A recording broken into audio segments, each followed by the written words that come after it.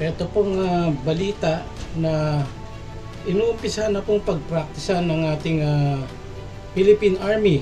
Itong makabago nating tangke na kung tawagin ay Sabra Light Tank. Isang modernong uri ng light tank na binubuo o binuo ng kumpanyang Elbit System, at marami pong bansa ang gumagamit netong itong klase ng tangke na to, hindi lang po tayo. At yan po ang ating topic ngayon dito sa ating YouTube sa Friendly Talk TV. At bago po natin ito bigyan ng komento at reaction,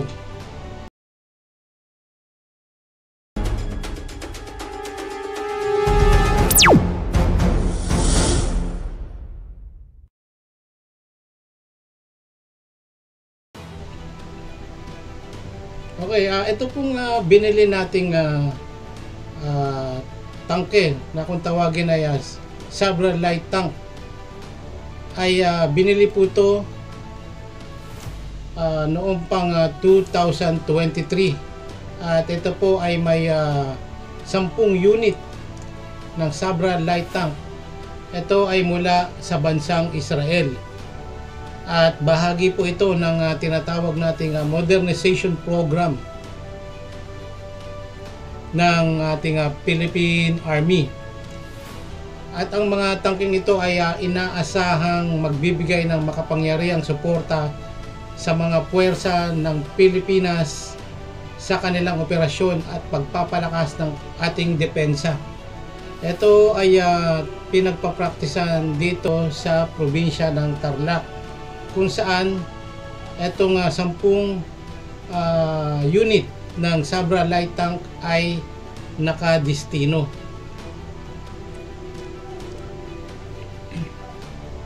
Ito pong Sabra na to ay makabago po itong gamit na to at makabagong tangking pandigma, dahil ito po ay may mobility at maganda po ang pagkakagawa ng kumpanyang Elbit dito, dahil alam ko ang meron na po itong mga thermal scanner at meron din po itong detector ng target, kung sino po yung target ay nalalak niya, at yun po ang accurate o yung precise target po na tinatawag.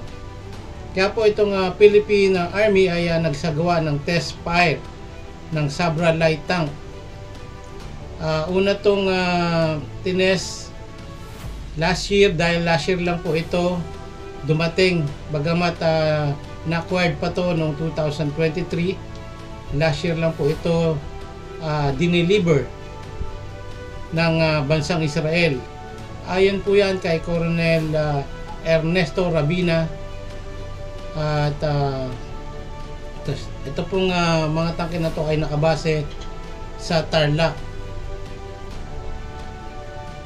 At ngayon pong March 7 ay muli pong nagsagawa ng firing drills. Yung Sabra Light Tanks muling ginamit sa isang live fire exercise bilang bahagi ng combined army training exercises, at yung tinatawag nilang CATEX at Katihan sa Crow Valley Gunnery Range. Ito ay nasa Capas, Tarlac, at ito ang unang pagkakataon na ang mga tangke ay ginamit sa isang live fire. Ibig sabihin po, yung mga nakaraang taon na ginagamit nila to ay mga ano lang po, yung practice artillery. Ngunit ngayon ay ginawa na nilang live fire, yung pace ng kanilang training. Okay, para sa ganun ay magamay ng ating mga kasundaluhan kung paano patatamaan ang kanilang target. At mamaya po tatalakayin natin kung ano ang kalagayan nitong Sabra light tank at ano ang capabilities nito. Okay, mamaya po bibigyan natin ito ng komento. At meron din pong news galing po ito sa PTV Philippines, yung kaganapan po ng kanilang live fire doon po sa Capas Tarlac. Panoorin po natin. Ang Combined Arms Training Exercise o CATEX Katihan. Una namang ginamit sa pagsasanay ang Sabra light tank na binili sa Israel. Yan ang ulat ni Patrick De Jesus.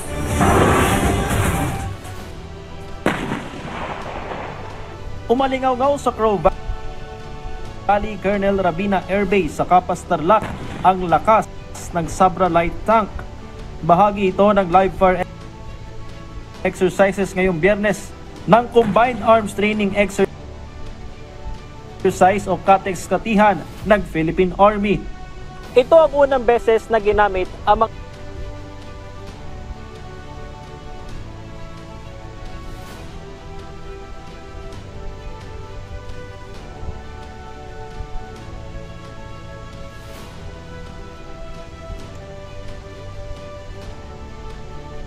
Pilipinas noong nakaraang taon lamang na binili sa Israel bilang bahagi ng AFP Modernization Program Horizon 2. Pinaputok din ng 155mm howitzers at iba pang mga armas ng Army.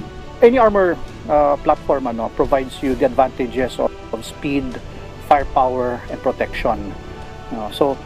These are essential capabilities that you need, especially when you're going into mobile warfare. So they are lethal in both the offense and also in the defense.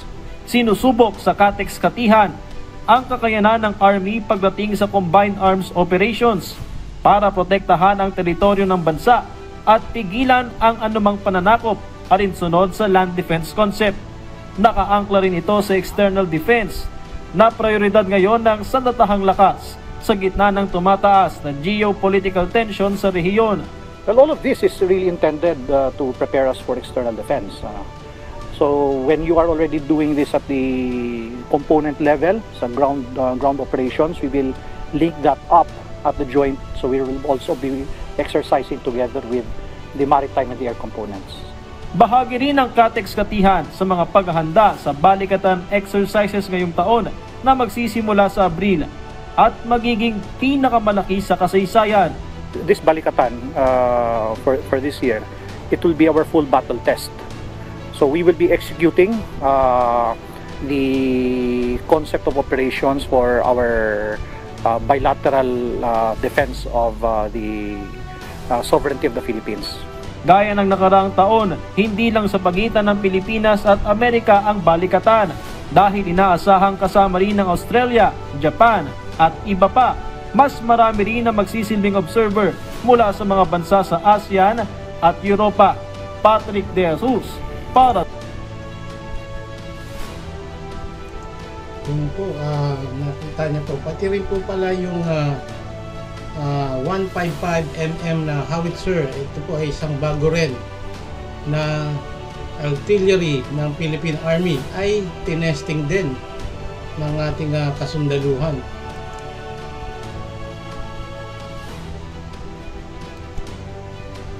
Yan po yung sa kanilang Facebook page. Yan po yung live fire exercises ng Sabra light. Grabe po yung lakas. Siguro kung nandiyan po sa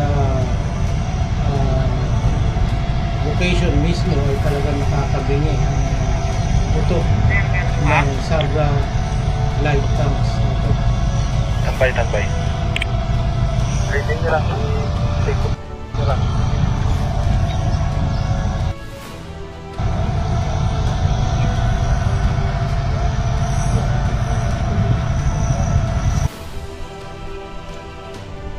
Yun po. Yun po yung live training ng Philippine Army sa Capas Tarlac. Kung paano nila pinagpraktisan itong Sabra light tank na galing sa Israel. 10 unit po yan, at yung 155mm na howitzer na mobile din po yon, mobile gun. Okay, artillery gun. So ito pong Sabra ay napiling-bilin to ng Philippine Army dahil nga po sa capabilities nito sa bansang Israel. Meron pong mga pinagpilian din, hindi lang po yan, kasi dumaan din po yan sa masusing pagsusuri at auction. Okay, yung mga dahilan po kung bakit itong Sabra yung kanilang na-acquired. Yung kaginawaan po ng sa terrains o yung terrain. Ang Sabra light tank po kasi ay dinisenyo upang maging magaan at mabilis. Yung mobility po nito sa pag-responde ay may kabilisan po. At iba't ibang klaseng terrain o yung lupa tulad ng bundok, kaya netong takbuhin ng mabilis, kagubatan at yung urban na gera. Okay, kaya mag-deploy. Yung pangalawa, yung modernong teknolohiya ng Sabra tank ay nilagyan na ng mga modernong kagamitan tulad ng Advanced Fire Control System at Target Acquisition System na nagpapataas ng accuracy. Kaya niyang ilock yung target. Okay. Sumunod yung compact at mabilis. Dahil nga light tank, ito ay mas mabilis at yung agility niya kaysa sa mga mas mabibigat na battle tank. Okay, yung mga battle tank po ng US, yung mga Abraham tank, yung mga Bradley, yung ano nila, Bradley 2, napakabigat po kasi may mga karga po yung missile. Pero mabibilis din po yun kahit mga mabibigat na armored at tank vehicle, yung mga tanke ng US. Sumunod dito yung firepower nito at yung protection. Ang Sabra ay may malakas. Yung kanya pong gunner, yung kanya pong millimeter gun ay 105 o 105mm gun. Kayang magbigay ng sapat na firepower para sa mga laban sa mga armored na kalaban. At yung advanced armored ay nagbibigay din ng proteksyon laban sa mga anti-tank missile. Tapos yung cost effective nito, sa halip na bumili ng mas mabibigat at mas mahal na main battle tank tulad ng mga MBT, pinili ng Pilipinas ang Sabra light tank na nagbibigay ng magandang halaga o presyo at tumutugon pa rin sa mga pangangailangan ng ating bansa. So yun po yung mga dahilan kung bakit ito pong Sabra tank ang napili ng ating pamahalaan ng gobyerno para bilhin kesa sa mga MBT tank. Okay, ano ba yung mga kakayahan nito ng Sabra tank? Unang-una po dyan yung firepower nitong Sabra tank. Ang Sabra light tank ay may 105mm rifle gun na kayang mag-fire ng iba't ibang uri ng ammunition, kabilang na ang HIT o yung tinatawag na high explosive anti-tank at sabot round. Ang main gun nito ay may mataas na lethality laban sa mga kaaway na armored vehicle at fortification. Sumunod dyan yung advanced fire control system na itong Sabra. Ito ay nilagyan ng fire control system o yung tinatawag na FCS na may night vision capabilities at automatic target tracking. Kaya't kayang mag-target at mag-fire ng mabilis kahit sa madilim o yung tinatawag na night battle na kondisyon o komplikadong terrain. Okay, kaya niyang gamitin o makipaglaban sa gabi kahit wala nang nakikita dahil madilim na. Ito pong Sabra ay mayroon pong night vision. Sumunod, yung protection nito, ang Sabra ay may composite armored na nagbibigay ng proteksyon laban sa mga missile at high caliber gunfire. May mga anti-tank guided missile o yung tinatawag na ATGM at armor piercing projectile na kayang pangalagaan ang crew mula sa ibang uri ng banta. Meron po itong anti-missile, yung tinatawagan na ATGM. Okay, at sumunod dyan yung mobility na ito. Yung mobility, dahil light tank, ito ay mataas itong mobility at mabilis na makagalaw sa iba't ibang terrain. Ang tank ay may pneumatic suspension system na nagbibigay ng kakayahang mag-operate sa mas matinding mga kondisyon sa lupa at daan. At yung crew efficient, maging itong versatility na itong Sabra tank.